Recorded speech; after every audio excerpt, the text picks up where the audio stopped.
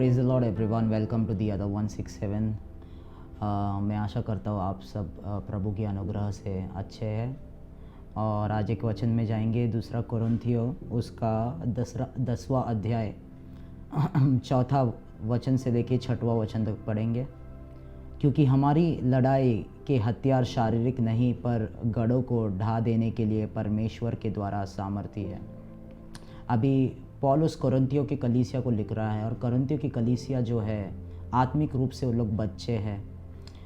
और कई सारे अगर आप कंटेक्स्ट में पढ़ेंगे, इसमें कई सारे कंप्लेंट्स थे उनको पौलुस के बारे में।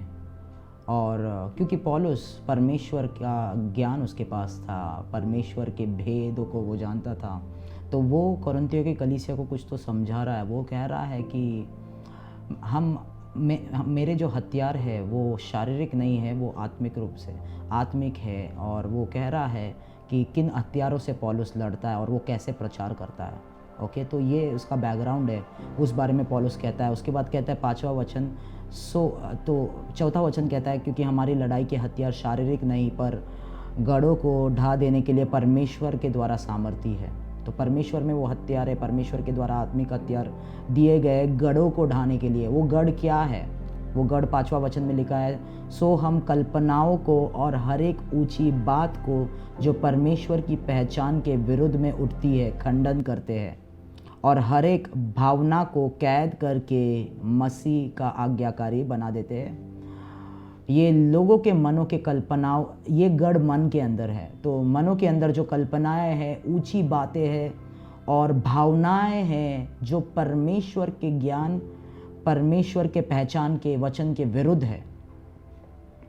ओके, उसके विरुद्ध है। और वो हथियार किसके लिए है? ये गढ़ों को ढाने के लिए, और हर एक भावना जो लोगों के मनों में है, ताकि वो भावनाओं को मसीह की का आज्ञाकारी वो बना दे।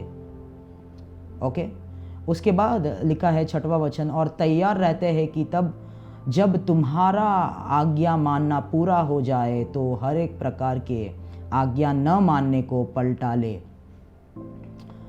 तो पौलुस क्या कह रहा है? पौलुस ये कह रहा है, जो सुसमाचार वो प्रचार करता है, जो सेवकाई वो करता है, वो सिर्फ शब्द नहीं है, वो सिर्फ बातें नहीं है, परंतु उसमें एक हथियार है जो लोगों के मनों को मसीह के सम्मुख आज्ञाकारी बनाता है।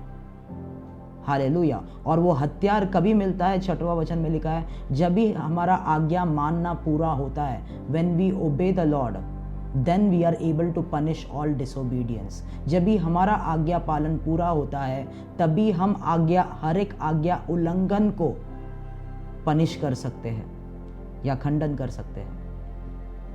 मतलब जब भी आप अपने व्यक्तिगत रूप में, व्यक्तिगत जीवन में परमेश्वर के साथ चलते हैं, परमेश्वर की आज्ञा मानते हैं, ओबीडियंस में चलते हैं, विश्वास योग्यता फेथफुलनेस में चलते हैं, परमेश्वर आपको हथियार देता है कि जब भी आप इस वचन का प्रचार करें, आप लोगों से बात करें, उनके अंदर जो भावनाएं हैं, मन के अंदर जो मसीह के विरुद्ध भावनाएं, वचन है, वो आपके हथियार के द्वारा आप उनके मन को मसीह के सम्मुख आज्ञाकारी बना सकते हैं।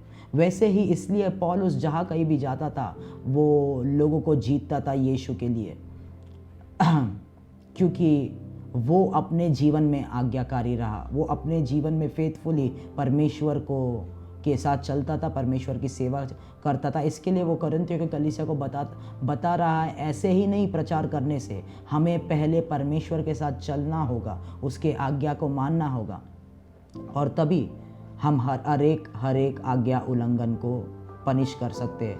हम हर एक आज्ञा उल्लंघन को पनिश कर सकते हैं। और एक वचन हम लोग पढ़ेंगे जो कि है प्रेरितों का किताब, उसका 1 अध्याय 1 वचन में जाएंगे।